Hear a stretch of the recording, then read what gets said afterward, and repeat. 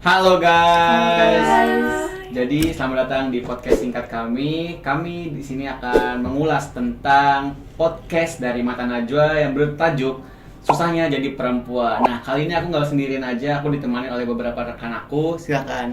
Oke, jadi sebelumnya kenalin, nama aku Sabila Ismanda. Biasa dipanggil Sabrina aja. Dan juga ini ada Muhammad. Siapa, Oke. Mas? Langsung dimulai. Kenalkan, aku Muhammad Fadlur Rahman Zalfa dengan NIM F1C022049. Aku dengan NIM 19. Selanjutnya aku Amalia Shraini, biasa dipanggil Ai, NIM-ku 60. Perkenalkan, nama aku Haliza Rafa Fajri dengan NIM 43. Oke, jadi kebetulan di sini kan sudah di spoilerin ya sama Mas Zalfa tadi terkait kita akan mengulas sebuah podcast. Ini podcast dari Mata Najwa. Di sana dia membahas seputaran tentang susahnya jadi perempuan. Nah, ini tuh sangat amat relate ya tentang perempuan kayak kita ya, guys ya. Dan tapi di sini juga ada tokoh laki-laki di sebelah saya ya, dan nanti akan ada POV yang berbeda. Tapi di sini kita akan meng-highlight ya, di mana kita akan mengulas tugas ini berkaitan dengan tugas psikologi komunikasi. Dan pastinya teman-teman udah tahu ya kalau misalkan seputar psikologis tuh emang selalu ada aja keasikan ya di sini ya kalau dari kita. Nah, oke, jadi mungkin kita akan mengulas yang pertama dulu nih. Nah, kalau misalkan kita bahas tentang podcastnya ya, podcastnya Mata Najwa ini kan ada 4 tamu ya, 4 tamu laki-laki dan 1 orang perempuan, Mbak Nana sendiri. Nah, kalau dari teman-teman ngelihat seputaran tentang videonya itu, tanggapan kalian gimana nih? Mungkin dari aku dulu ya. Iya, boleh. Nah, kalau menurut aku sangat tepat sekali mengundang 4 tamu. Ini khususnya cowok ya. Iya, betul. Karena ini dari perspektif cewek di mata cowok. Gimana ya? Pokoknya cowok itu mengungkapkan pendapat mereka tentang stereotip yang ada di masyarakat tentang perempuan itu sendiri gitu. Kalau dari Alisa gimana?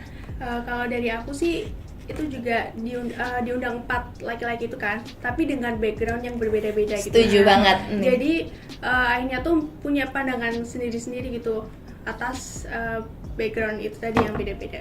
Oke, bener banget. Jadi kalau misalkan dibahas ya, aku setuju sama Ai sama Haliza tadi. Di sana ada 4 laki-laki yang berbeda background, dan di sini tuh memicu banyak sekali opini publik yang masuk ya. Dan juga karena Mbak Nana pinter banget ngundangnya, jadi di antara 4 orang ini, satunya itu ada Mas Anang, satunya lagi ada Denny Sumargo, dan ada Onat ya. Dan ini satu lagi Rocky Gerung. Nah, di sini 4 orang ini tuh disandingkan karena dari background yang berbeda tadi. Kalau kita tahu ya, kita nggak mau ini ya, nggak mau mengarahkan opini ya, tapi ya tahu sendirilah gimana watak-watak mereka ya. Nah, oke, jadi itu ya seputaran dari gestarnya tadi udah ini, dan Mbak Nana sendiri yang wataknya kayak gitu ya. Ya, Zalfa. menggiring opini masing-masing daripada gestar yang ada. Oke, dari Mas Zalfa gimana tuh? Nah, oke, kalau menurut aku sendiri dengan tokoh-tokoh yang dibawakan ini sekiranya memiliki impact yang cukup baik kepada masyarakat luas, karena mereka merupakan figur yang sekiranya emang jadi panutan bagi anak-anak muda, apalagi di zaman seperti sekarang ini. Coba kita lihat Anang ya kan, dengan background keluarga yang udah 2 kali menikah. Lalu Rocky Gerung yang belum nikah sama sekali kan. Habis itu ada Onat sama Denny Sumargo masih pasangan baru gitu lah sekiranya. Jadi itu menurut aku cukup kompleks, di mana kita sebagai anak muda juga dibawakan perspektif kita kepada bagaimana sih susahnya jadi perempuan gitu loh. Setuju banget. Dan juga di sini mungkin langsung aja kita ulas ya. Boleh dari banget. topiknya ini, karena kita sudah membuat tugas ini kan pastinya dengan perspektif kita masing-masing ya, dan kita akan ulas nih sesuai dengan perspektif kita tentunya. Dan di sini aku kayaknya mengulas dari kognitif dulu ya, dari kognitif sosial. Nah, kalau dari aku sendiri nih, kognitif sosial tuh kalau nggak salah aku inget ya, dari Mariam sendiri tahun 2018 mengatakan kognitif sosial itu adalah bagaimana seseorang dalam menginterpretasikan, bagaimana seseorang dalam berpandangan untuk melihat sesuatu. Jadi kayak ibaratnya ini unik ya, bagaimana orang itu melihat suatu kejadian di masyarakat gitu ya. Dan kalau misalnya aku sendiri ya, dari perspektif podcast ini yang Mbak Nana ini itu keren. Nah, tapi aku mau lempar dulu nih ke Mbak Ai dan Mbak Haliza. Kalau dari kognitif sosialnya itu gimana tuh? Oh ya, kalau menurut materi yang kita pelajari dari mata kuliah psikologi komunikasi ini, kognisi sosial itu definisinya adalah penggabungan dari informasi dan pengetahuan yang dimiliki oleh seseorang. Jadi informasi itu asalnya dari luar individu tersebut, sedangkan pengetahuan itu asalnya dari individu tersebut. Jadi digabungkan maka membentuk kognisi sosial gitu. Ya, betul. Dan kenapa sih kognisi sosial ini akhirnya bisa membentuk stereotip atau mungkin bisa diimplementasikan di dari fakta sosial juga. Nah, soalnya tuh tadi itu dari pengetahuan. Nah, pengetahuan orang kan beda-beda ya. Nah, Betul. pengetahuan juga bisa didasari dengan pengalaman, terus juga lingkungannya gitu, lingkungan keluarga. Nah, itu tuh bisa ngebentuk suatu persepsi baru gitu loh, atau mungkin mengembangkan persepsi yang udah kita miliki gitu loh. Kalau misalkan dia Apa? punya misalkan Pelan-pelan, Mbak. dia punya pengetahuan kalau stereotip perempuan itu kayak gini iya. nah lingkungannya tuh mendukung kalau emang ternyata kayak gini gitu. Nah, akhirnya tuh bisa kebentuk stereotip itu karena dia betul. tuh punya pengetahuan dan informasi dari luar yang sama gitu loh, Iya, yang setuju. mendukung stereotip perempuan itu. Oke, berarti kalau dari Mbak Haliza tadi gitu dan juga Ayu juga kayak gitu ya. Tapi oke, sekarang aku kayaknya lebih mengulas tentang video podcastnya itu ya. Kalau Oke. misalkan kita lihat dari podcastnya itu kan orang ini tuh dipancing sama Mbak Nana nih. Iya. Gimana nih? Aku tuh ini loh Mas, dia tuh sempat ngomong kalau misalkan ini susah jadi perempuan. Terus habis itu kalau nggak salah Anang yang ngomong kayak gini, kayak kenapa sih Nana? Kenapa susah jadi perempuan tuh kenapa? Kayak gitu. Iya. Dan akhirnya baru nih udah muncul nih Denny Sumargo dan lain-lain yang ngomong kayak iya ini Mbak Nana kenapa gitu susah jadi perempuan, apa sih Mbak Nana kenapa gitu. Iya. Nah terus habis itu kalau dari kajian kognitif sosialnya itu mereka tuh si Anang, si tokoh Anang ini dia tuh udah punya gambaran kayak dia udah punya interpretasi dan penilaian sendiri tentang wanita. Jadi kenapa sih harus Nana ngangkatnya topik itu mungkin ya. Dan akhirnya di sana nimbul nih Denny Sumargo dan lain-lain. Itu awal kali kepicu kayak penilaian mereka tuh semua mulai kelihatan di sana tentang wanita. Nah, interpretasi awal itu menurut aku tuh mereka kayak gitu. Jadi kayak kenapa mereka harus dihadapkan dengan topik yang seperti ini mungkin ya awalnya dia ada yang berpikiran seperti itu. Nah, kalau dari Zalfa gimana Zal? Kalau menurut aku ya, balik lagi ke tadi sih, persepsi sosial yang dibentuk. Nah, mungkin kalau Mbak Nana sendiri melihat kan emang ini urgensi yang sekiranya apa ya, menjadi sebuah isu yang benar-benar dititik beratkan kepada masyarakat Indonesia, terutama wanita gitu. Betul. Lihat peran wanita sendiri di kalangan sekarang tuh udah mulai apa ya, memasuki ranah publik. Mereka udah mulai bisa mengekspresikan diri mereka, mereka udah mulai bisa terjun ke dunia profesi mereka tanpa perlu malu, dan juga mulai menggeser peran pria gitu di dunia pekerjaan mungkin. Nah, bisa kita lihat juga di perkantoran ataupun organisasi sekarang ya kan, peran wanita pun lebih banyak gitu dibandingkan pria. Itu juga menjadi salah satu apa ya, penilaian yang sekiranya bisa mendobrak sebuah persepsi di mana wanita itu apa ya, memiliki peranan yang nggak sebegitu signifikan, tapi tetap bisa gitu loh. Oh iya, benar. Oke, setuju banget. Dan juga kalau misalkan balik lagi ke pembahasan podcastnya ya. Yeah. Nah, ini tuh kita menanggapi suatu interaksi dari 5 orang ini, 5 orang Mbak Nana dan 4 orang laki-laki itu. Aku tuh melihat ada pesan yang nggak secara langsung Mbak Nana pengen sampaikan ke mereka. Apa tuh? Jadi kayak pesannya itu adalah bagaimana kayak Mas, sebenarnya kalian tuh harus berempati loh sama perempuan juga. Ini kayak ada di sana aku kayak ngelihat, wah iya sih benar. Tapi itu tidak disampaikan secara langsung. Mbak Nana tuh pinter dalam membuat hal itu gitulah. Oke, Dan itu ngebuat aku sedikit kayak, wah iya sih benar. Dan mereka kan ini loh, dia tuh ngasih tahu kan kayak ini loh Mas, maksudnya ini karena memang susah jadi perempuan Mas. Coba deh Mas dititik beratkan kayak ibaratnya sampai rumah harus udah bermake up, harus dandan. Laki-laki pengennya ngelihatnya sempurna gitu kan. Sedangkan nggak tahu aja sebenarnya perempuan kerjaannya bukan hanya di kayak gitu doang. Di luar dia udah menampung beban yang banyak. Itu dari setitik yang dia ulas ya. Tapi aku kayak iya ya bener ya, kayak wah agak amazed dikit. Dan inilah salah satu interpretasi yang sebenarnya dari Mbak Nana sendiri. Wah ini lightingnya ya oke, nyala lagi. Agak serem ya, agak serem. Diamati. Jadi kayak gitu tuh kalau dari kognitif sosial. Oke, mungkin ada tanggapan lagi dari Haliza sama Ai? Kalau menurut aku dari keempat tamu undangan ini di antara ketiganya kecuali Rocky Gerung. Iya. Mereka cuma mengungkapkan dari perspektif mereka yang didasari oleh pengalaman mereka. Setuju. Tanpa iya. ada riset, fakta, data kayak Iya. gitu. Kalau Rocky Gerung, dia mempertimbangkannya dari fakta dan juga dari pengalaman dia. Jadi ya sebagai pengajar dan feminis gitu ya. Rocky Gerung itu kan udah expert nih di Iya, bidang benar. ini Iya, kan. ya. Ya, jadi dia benar-benar sudah mempertimbangkan apa yang dia pikirkan dan dia ucapkan kayak gitu. Kalau dari ketiga tamu tadi, mereka benar-benar didasari Karakter. pengalaman individu Iya. mereka kayak gitu. Iya benar banget. Dan juga kalau buat teman-teman sendiri, kita di sini tuh melihat dari tokoh Rocky Gerung ya. Aku juga mau bahas tokoh Rocky Gerung ini sih. Ini adalah keunikan tersendiri ya, karena dia itu adalah filsuf kalau nggak salah ya, filsafat tentang Pengajar. ya pengajar Iya, filsafat pengajar yang filsafat. feminis Dan ya feminisme, feminisme yang bener. Nah mungkin nanti bisa sedikit dikoreksi, tapi aku ngelihat dari POV-nya dia tuh justru dia itu sangat amat. Aku tidak lagi ini ya, bukan lagi kayak memihak. Aku nggak memihak ya, tapi ini secara disclaimer. general ya. Ini secara Oke. general. Dia itu respectful untuk womannya tinggi banget. Cara dia untuk beropini, bertanggapan tuh benar-benar dia melihat secara sejarahnya. Dia tuh selalu bawa sejarah, dia sebagai Iya. sejarah. Kenapa bisa kayak gini? Kenapa bisa kayak gini? Gini lah cerita Iblis. Dan itu ngebuat, mohon maaf, 3 pandangan laki-laki lagi kebuka. Jadi kayak Iya. tanpa disengaja ya.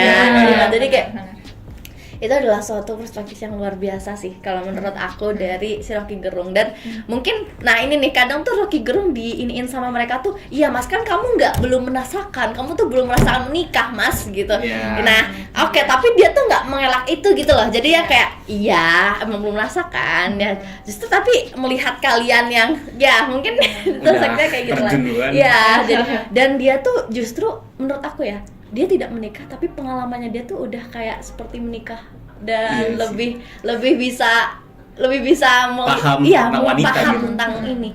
Itu dari aku sendiri ya. Oke. Gimana nih?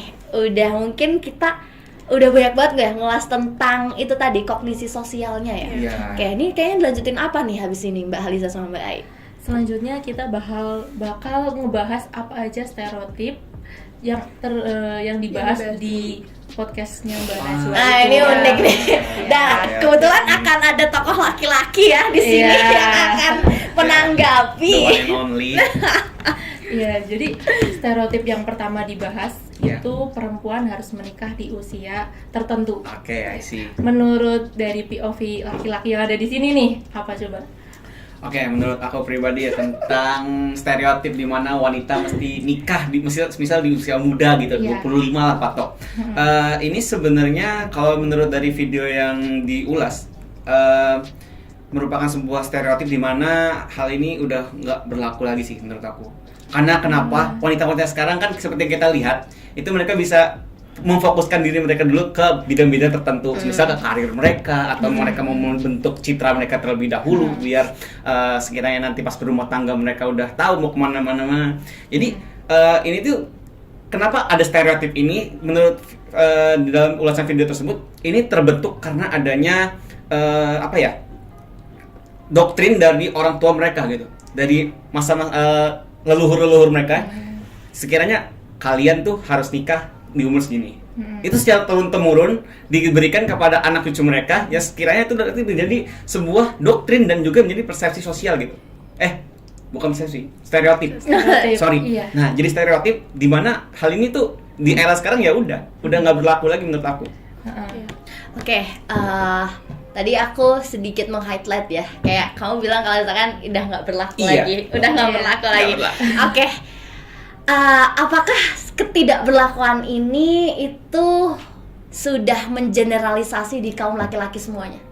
Wah, kalau untuk generalisasi di kaum laki semuanya sih kayaknya Dan tanggapan kamu ya, sebagai Ah. laki-laki. belum ya. Halo. Karena sebagai laki-laki sendiri mungkin aku melihat bukan dari sisi aku sendiri tapi general secara luas, lelaki juga pengen semisal punya istri muda. Misalnya istri yang lebih muda dari mereka kan, nggak terlalu tua juga. Ya munafik ya Mas Jawa ya. Jadi sekiranya Berarti Mas Jawa memvalidasi, maksudnya kayak setuju dengan tanggapan itu. setuju dengan tanggapan yang mana tuh? laki-laki mau Perempuan look muda. iya perempuan. Oh, kalau saya pribadi, saya nunggu usia matang. Jadi emang sekiranya keduanya udah siap dan secara finansial, mental dan segalanya udah siap, baru kita ayo. Ayo. Dan lagi kemauan dari kedua belah pihak. Oke.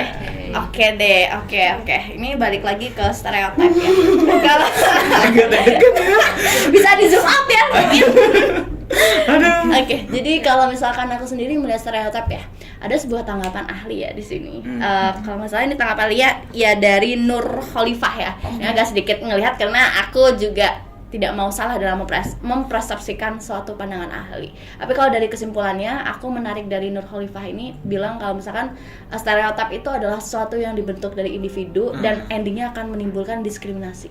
Iya. Nah, oke, aku akan meng-highlight bagian diskriminasi ini dulu ya. Oke. Jadi mohon. Boleh. Oke, kalau misalkan kita highlight diskriminasi. Aku dari videonya Mbak Nana ini ya, ngelihat diskriminasi yang mereka sampaikan tuh sangat mulus, sangat hati-hati. Dari setiap pembicara tuh ngomong tuh akan dipoles kayak pelan-pelan, kayak nggak langsung jedar tuh enggak. Kayak Jadi gimana kayak tuh contohnya tuh? jadi mereka tuh kayak ibaratnya ngambil suatu contoh kasus reality life mereka. Oke. Nah, iya kan? Jadi coba deh kalian tuh kalau masih inget tuh ada bagian apa tuh? Jadi kalau menurut aku mungkin dari Anang ya. Iya. Nah itu kan dari mulai ini kan yang kalau mungkin dari yang disampaikan si Zalfa itu tadi kan kalau perempuan tuh dari leluhurnya itu kayak disuruh buat nikah muda, mungkin buat cepet-cepet gitu, buru-buru nikah. Nah padahal kan sekarang itu perempuan kan punya hak sendiri juga kan untuk berkarir gitu. Nah kalau si Anang ini tuh kan punya kondisi ekonominya itu kan baik kan, udah bagus gitulah ya dari lingkungannya dia itu. Jadi mungkin dia untuk memperlakukan perempuan kayak anaknya ataupun istrinya itu nggak sesuai dengan stereotip perempuan yang ada gitu loh. Karena kondisi ekonominya dia itu baik gitu loh. Jadi mungkin kalau di keluarga lain bisa aja kan kayak punya kondisi ekonomi yang terutama di pedesaan ya. Kan kalau pedesaan itu kan pasti disuruh cepat nikah kan, ini biar kayak nggak ada tanggungan lagi gitu loh di keluarganya itu, biar cepet ditanggung suaminya aja gitu. Gitu kalau aku gitu sih. Oke, jadi mungkin tadi juga balik lagi ke yang Haliza ya. Aku bisa dibilang relate sama apa yang disampaikan Haliza. Selain itu juga tuh banyak banget stereotip kalau misalkan perempuan itu hanya untuk mengurus kebutuhan yang ada di rumah Domestik. ya domestik ya. Jadi kayak domestik inilah yang menurut aku sering banget ya Mas Zalfa ya sebagai nah kayaknya kita menanggapi Mas Zalfa dulu deh, mungkin karena kita juga harus ke topik selanjutnya lagi ya. Silahkan, ini gimana nih Mas Zalfa? Oke, berarti ini ada kaitan sama patriarki ya di dalam sebuah rumah Patriarki. tangga. Iya, karena laki-laki jadi ibaratnya superior ya di Seperti atas. sebuah rumah tangga. Oke, menilai dari podcast yang ada, yang udah kita ulas, aku sempat meng-highlight sih sebagai gimana apa sih peranan perempuan sebenarnya yang menjadi titik berat di dalam sebuah rumah tangga. Melihat kita di sini sebagai manusia yang udah berevolusi, berubah, berkembang ya kan. Superior patriarki emang nggak bisa luput tentunya. Melihat kalau sebagai kepala keluarga laki-laki itu ya udah emang mau apa sih keinginannya diturutin lah istilahnya. Tapi nggak menutup kemungkinan juga wanita juga pengen apa ya berkontribusi lebih di dalam sebuah keluarga, terutama untuk menunjang keadaan ekonomi gitu. Semisal si laki-laki nggak terlalu menghasilkan nafkah yang cukup, mungkin dia bisa kerja serabutan atau kerja untuk membackup keuangan yang ada, finansial yang ada gitu. Dan menurut Mbak Abel nih, tentang apa dulu? Gimana sih peran perempuan yang sekiranya emang kerja di domestik itu bener apa enggak sih Mbak? Oke, ini aku punya sudut pandangnya luas ya, karena ini adalah masalah yang sangat mendasar banget di Indonesia. Kalau misalkan masalah domestik ya, kita lihat dulu dari segi orang-orang umum. Oke, perempuan itu memang harus memiliki sesuatu ability yang ibaratnya dia harus multitasking. Entah kenapa aku setuju dengan hal itu. Multitaskingnya dalam ibarat gini. Kalau dari segi Indonesia yang masih sangat kental akan budaya, yes, it's right. Kalau misalkan kita tuh masih harus ibaratnya perempuan tuh unggah-ungguhnya tuh dalam budaya ya. Ini budaya tuh kamu tuh sandang pangan papan, kamu harus ngurusin itu. Kamu harus ngurusin kebutuhan dapur itu. Dan aku ngerasa kayak ya emang bener perempuan punya kewajiban itu. Nah kalau misalkan lihat lagi nih dari segi budaya Indonesia ya yang kayak gini, coba deh ada ibu perempuan, kamu nggak bisa masak, itu masih di suatu permasalahan yang sederhana yang terus diungkit-ungkit gitu, kamu nggak bisa masak maksudnya. Oke, itu adalah yang umum kan, adalah sebuah hal yang keharusan di budaya kita. Dan aku ngerasa juga hal ini tuh kalau dari segi budaya emang akan selalu melekat hal itu. Dan untuk lepas dari hal itu tuh memang Indonesia masih sulit Mas Zalfa. Ya, sulit banget. Jadi kalau misalkan itu bukan dari segi nggak bisa masak doang ya. Ini tuh bukan sekedar nggak bisa masak doang, tapi luas daripada itu. Jadi ya emang banyak banget dari segi yang ini. Menurut aku, apakah memang perempuan tuh hanya harus di domestik doang? Ya. Jawabannya kalau dari perspektif aku ya tidak, sangat amat tidak. Karena kalau aku sendiri tuh sangat amat setuju di sini. Let's say aku masih kuliah. Masih kuliah, yang masih selanjutnya aku belum tahu kehidupan pernikahan aku akan seperti apa bentuknya. Tapi aku di sini aku punya ibaratnya suatu yang ingin aku tanamkan di kedepannya nanti di masa depan untuk bekal aku berumah tangga, di mana aku akan belajar di mana kehidupan aku harus balancing antara laki-laki dan perempuan. Bukan hanya sekedar aku ngurus rumah, laki-laki nggak boleh ngurus rumah. Gak gitu. Jadi kayak aku pengen ada kerjasama di dalam rumah tanggaku nanti. Nah itu. Jadi kalau dari POV aku tadi, kalau setuju atau enggak, aku sendiri melihatnya dari sudut pandang mana dulu antara setuju dan enggaknya. Jadi itu aku tadi. Bentar, kalau menurut Mbak Haliza sama Mbak Ain. Ini tuh udah termasuk ke dalam ini ya. Kalau aku lihat ini juga tergolong ke dalam pembahasan kita tentang interpretasi faktor sosial. Ini udah masuk satu juga. Iya, kalau dari aku ya, itu tuh aku pernah baca di jurnal gitu tentang majalah Femina. Aku pernah dengar itu. Majalah Femina itu. Nah, di majalah Femina ini tuh dia kan kebanyakan modelnya itu perempuan ya. Nah, itu tuh perempuan ini tuh ada di mana foto dia gandengan sama anaknya gitu. Terus juga di belakang backgroundnya tuh kalau nggak salah ada alat-alat masak gitu. Nah, itu tuh bisa jadi mempersepsikan bahwa perempuan itu punya peran ganda gitu loh. Punya peran yaitu di bidang domestik juga bisa, tapi juga berkarir itu juga bisa gitu loh. Nah, itu. Jadi mungkin fakta sosialnya itu ya. Kayak interpretasi faktor sosial. Nah, itu. Jadi kayak perempuan tuh harus bisa di domestik juga karirnya tuh juga sukses. Terus juga di majalah Femina ini juga berkaitan sama fisiknya gitu loh. Kalau misalkan industri ini kan, jadi kebanyakan modelnya tuh juga ada batas umurnya gitu. Wah, ada panggilan nih ya. Sepertinya memang harus kita ini lagi ya. Emang maaf ya, di sini orang-orang sibuk produktif biasa. Biasalah. Ya, kalau di majalah Femina tuh gitu. Jadi kayak ada batas umurnya gitu. Kalau misalkan semakin tua tuh semakin nggak menarik gitu. Iya kan, ada stereotip itu. Nah, itu yang disampaikan gitu. Jadi makanya tadi berkaitan dengan stereotip yang pertama itu tadi, yang tentang kayak kenapa sih perempuan itu harus cepet-cepet nikah gitu loh. Kayak dianggap kalau misalkan terus fokus di karirnya tuh bukannya dianggap lebih matang, lebih dewasa gitu, lebih siap dalam berumah tangga, tapi enggak gitu loh, dianggap nggak menarik gitu. Mbak Ai gimana? Jadi banyak stereotip perempuan yang dinilai kurang pas oleh perempuan itu sendiri, tapi oleh laki-laki itu memang suatu kewajiban. Misal yang pertama, yang tadi menikah terus domestik terus tidak bisa jadi pemimpin karena emosional. Juga ada kayak perencanaan KB. Ya, semacam itu. Perencanaan itu dibebankan ke perempuan. Jadi benar-benar semuanya itu tanggung jawabnya itu ada di perempuan, sedangkan laki-laki pemikirannya itu hanya untuk mencari nafkah dan menafkahi, itu saja. Hmm. Tapi semua hal yang berkaitan dengan domestik, terus mengurus penampilan, itu Lifestyle. ya bahkan itu juga. urusan KB pun dibeban beratkan kepada perempuan. Iya. Kenapa laki-laki cuma berpikiran untuk menafkahi saja, untuk mencari nafkah? Kenapa? Aku benar-benar penasaran nih dari sudut pandang laki-laki. Oke, mungkin kenapa kita berorientasi pada nafkah ya? Ya. Pertama, sebagai laki-laki emang ini sebagai tanggung jawab. Menilai kita Oke. sebagai laki-laki, Oke. dimana sebagai peranan tulang punggung keluarga. Ya balik lagi, kita masih punya ngerasa kalau udah berkeluarga kita punya tanggung jawab. Bagaimana caranya kita bisa ngasih makan anak dan istri kita, dan Mas mereka- kameramennya fokus banget.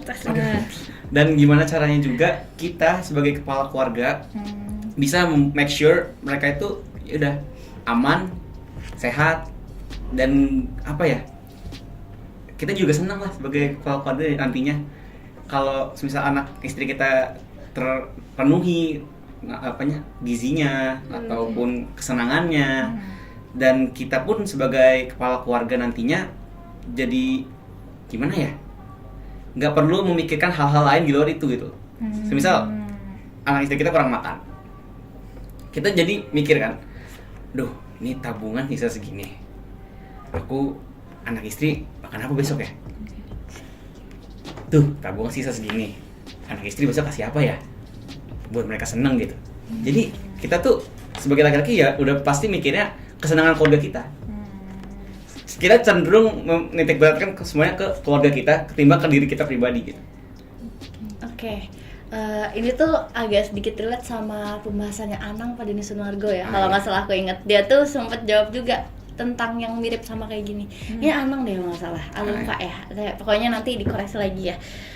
Dimana dia tuh beranggapan itu tadi, ya udah, maksudnya itu karena kita sebagai laki-laki yang memang ibaratnya tuh kita tuh nggak bisa gimana ya, dia tuh harus, laki-laki tuh pasti akan fight.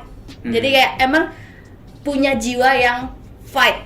Nah itu tadi kayaknya karena itu juga ya Mas. Udah naluri sih. Ya. Lebih ke naluri. Naluri, bener. Oke, jadi ini mungkin aku tuh pembahasan ini udah masuk juga ke efek stereotip juga ya. Iya. Nah, efek stereotip itu kalau aku lihat dari realitas masyarakat sendiri tuh banyak banget. Contohnya satu, efek stereotip yang pertama tuh pasti perempuan tuh seolah-olah jadi barang sisa. Aduh. Entah kenapa, ibaratnya paham kan? Kalau dari jadi barang sisa ini seolah-olah ya udahlah, toh nanti ya jadi pemimpinan perusahaan deh, kan ada dia yang inilah. Tapi diutamakannya pasti laki-laki. Itu yang pertama dari efek stereotip. Terus yang kedua itu perempuan itu karena dia apa ya, ada stigma yang melekat di perempuan karena dia punya emosional yang tinggi. Jadi kayak apa-apanya tuh kamu tuh nggak valid, kamu tuh berdasarkan perasaan, kamu tuh berdasarkan bukan berdasarkan pada realita. Kamu tuh kayak dilekatnya gitu loh. Jadi itu tadi. Dan juga kayak itu tadi, perempuan harus kena stigma yang kayak kamu harus tampil cantik. Kamu kalau mau jadi perempuan yang dilirik tuh ya harus kayak gini. Dan itu tadi. Dan ini juga yang terakhir, pastinya otomatis perempuan tuh harus jadi pemberdayaan untuk orang-orang. Kayak kamu yang tugasnya mendidik, aku yang tugasnya ini, kamu yang tugasnya ngajarin. Lah coba deh gini, emang mama kamu ngajarin apa ke kamu? Kayak ibaratnya kamu emang diajarin apa sih di rumah sama mama kamu buat ngurusin rumah tangga? Kenapa nggak laki-laki? Kenapa nggak? Iya. Wait, aku pernah baca di buku sebuah jurnal di mana seorang anak itu pendidikan pertamanya itu keluarga. Tapi dalam keluarga ini yang paling diutamakan adalah ibu. Oke. Kenapa ibu? Karena melihat dari sisi emosional, ibu bisa lebih mengerti kepribadian anak ketimbang seorang bapak. Dimana bapak tuh pasti mikirnya secara rasional, Oke. lebih memikirkan ke depannya tuh kayak apa. Dia berpikir secara rasional aja tanpa melibatkan emosional mereka. Kecenderungannya seperti itu. Sedangkan kalau ibu itu lebih mementingkan emosional anak, mental anak nanti dibentuknya seperti apa. Jadi lebih mengedepan stereotipnya, bukan stereotip ya, pandangan sosial yang dibentuk kepada seorang anak itu dimulai dari seorang ibu. Oke, kalau itu emang bersumber dari kamu ya. Tapi Iya. sumber dari aku lain lagi nih. Wah, Salva. gimana tuh? Beda sumber nih kita lihat. Iya. Sumber dong. Cuman intinya kesimpulannya gini. Oke, kalau misalkan memang itu adalah suatu ibaratnya juga tanggungan laki-laki kan. Iya. Nah, tapi kalau dilihat dari secara perempuan itu nggak kayak gitu sebenarnya Salva. Ya, pasti ada reason dan hal-hal yang memang harus menjadi bukan hanya laki-laki gitu loh. Nah, itu tadi. Nah, oke. Mungkin di sini karena ya dari tadi aku tuh didadadain sama kameramennya ini udah berapa menit gitu ya. Oke, jadi ya udah kita gas aja. Oke. Dari karena aku udah ngeliat ulasannya udah banyak banget dan ini kita akan mengulas yang terakhir adalah keterkaitan teorinya. Oke. Boleh. Dan mungkin dari Mbak Haliza sama Mbak ini dari podcast ini tuh pasti dari teori yang apa nih cocoknya? Teori, ya. Kalau dari aku mungkin bisa dikaji dengan teori emotion, teori of emotion dari James. Iya, benar, dari Iya, James. itu. Nah, jadi bagaimana kita itu berpersepsi gitu loh, membentuk persepsi itu persepsi itu atau mungkin kognisi sosial yang kita punya itu tuh membentuk reaksi gitu loh. Nah, persepsi dan juga cara berpikir kita tuh dipengaruhi juga sama emosi gitu. Nah, akhirnya menimbulkan respon. Nah, tadi itu makanya kayak dalam misalkan kita waktu berdiskusi aja tuh kan ada kan timbul respon-respon ya yang berbeda-beda gitu loh. Oke, ya setuju banget tadi dari si Haliza ya bilang kalau misalkan itu teori emotion dan juga kalau nggak salah James itu juga menekankan reaksi ya, dia mana itu suatu reaksi terjadi dan menimbulkan suatu emosi. Nah ini reaksi inilah pemicu dan pemantiknya. Wah udah banyak Aduh, lagi. panggilan Oke, kedua. oke panggilan kedua ya. Jadi ya itu tadi kita suatu emosi ini menurut aku dari podcastnya lagi ya, bagaimana caranya Anang, Denny Sumargo, Rocky Gerung, Onat, Najwa itu tuh mereka beneran kayak harus dipancing dengan banyak reaksi ya, cuman Iya, benar. tahan mereka tuh ada rem tersendiri yang kayak tenang Nggak Denny boleh Sumargo. offset, nggak boleh Iya, offset. ya jangan nggak boleh ini. Itu reaksinya ini. Ya mungkin dari teorinya itu sendiri sudah kita ulas ya, udah terjawab juga. Dan memang ini merupakan podcast yang kalau dibahas sangat amat asik sampai lupa waktu ya. Aduh, Jadi udah 1 jam sendiri. mungkin kesimpulannya dari Mbak ini bisa apa nih dari pembahasan kita hari ini? Mungkin kayak pesan untuk laki-laki di luar sana atau kayak pesan untuk secara umum. Oke, jadi kesimpulan menurut aku dari podcast ini kita bakal mengetahui banyaknya stereotip perempuan di masyarakat yang benar-benar tidak bisa hilang sampai saat ini. Walaupun banyak individu yang beranggapan bahwa stereotip itu sudah tidak relevan, tapi nyatanya masyarakat itu masih menerapkan stereotip itu secara tidak sadar karena memang sudah turun-temurun diwariskan dari leluhur kayak gitu. Oke, kalau dari Mbak Lisa sama. Kalau dari aku pasti setiap individu tuh punya faktor yang berbeda-beda ya, makanya timbul adanya stereotip. Nah, stereotip ini tuh juga akhirnya tuh berkaitan sama kesalahan kognisi gitu loh. Nah, tadi itu yang mungkin masih belum dibahas ya, ada jadi kesalahan kognisi itu juga bisa dipengaruhi dari faktornya tuh dari bias negativitas dan juga pernyataan yang pemikiran yang magis gitu, yang tadi yang kayak dari leluhur gitu, padahal kan mungkin nggak sesuai dengan faktanya gitu loh. Gitu sih kalau dari Oke, kalau dari aku sendiri ya, aku sangat amat pengen bilang kalau misalkan satu hal ini perlu ditekenin banget sih. Sebagai generasi yang sekarang kita udah bukan lagi berpikiran yang seperti kita nggak membandingkan orang lama dan orang sekarang. Aku harap kita berpikiran terbuka aja di era yang saat ini, dan apapun yang sudah disampaikan tadi merupakan suatu pembekalan banget buat kita, perspektif baru buat kita. Jadi ayo jangan lagi, mohon maaf, berpikirannya tuh bersifat masih tradisional, karena kita sekarang harus bisa open minded, jangan terikat dengan hal-hal yang seperti itu. Tapi ya tidak memaksakan lagi, akan ada itu karena kita bersentuhan dengan budaya juga. Oke, dari Mas Pria ya. Maaf ya karena ini topiknya ini silakan. Oke, aku cuma mau berpesan aja sih, terutama pada wanita-wanita di luar sana yang sekiranya emang mau mengekspresikan diri kalian, silakan. Itu free to feel aja buat kalian semua untuk mengekspresikan diri kalian. Kalian explore aja, kalian benar-benar kembangin potensi-potensi yang ada di dalam diri kalian. Kita kesampingkan hal-hal tabu di luar sana, semisal kita nggak boleh kesini, kita nggak boleh kerja, kita nggak boleh apain. kesampingan aja. Jadilah diri kalian sendiri, terus berkembang, terus mencari jati diri kalian, dan balik lagi citra kalian sendiri yang membentuk, dan nantinya gimana pria yang memilih kalian, ya udah itu sebagai jodoh kalian ke depannya. Oke, luar biasa. Tepuk tangan dulu.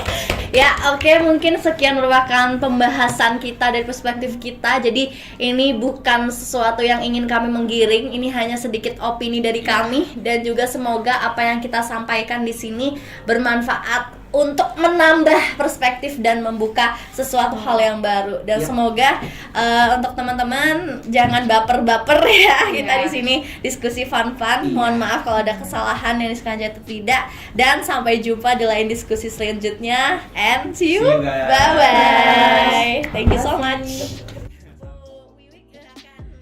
Oke, jadi ya itu tadi ya. Mungkin Bu Wiwik akan Udah Tungguin banget ya. Sabar ya. Emang gitu sih. Apalagi wanita harus mengedepankan sisi emosional mereka. ya, Gimana? Podcastnya mantap? mantap. Gimana ulasannya sebagai kameramen? Pusing sih, Mbak. banget.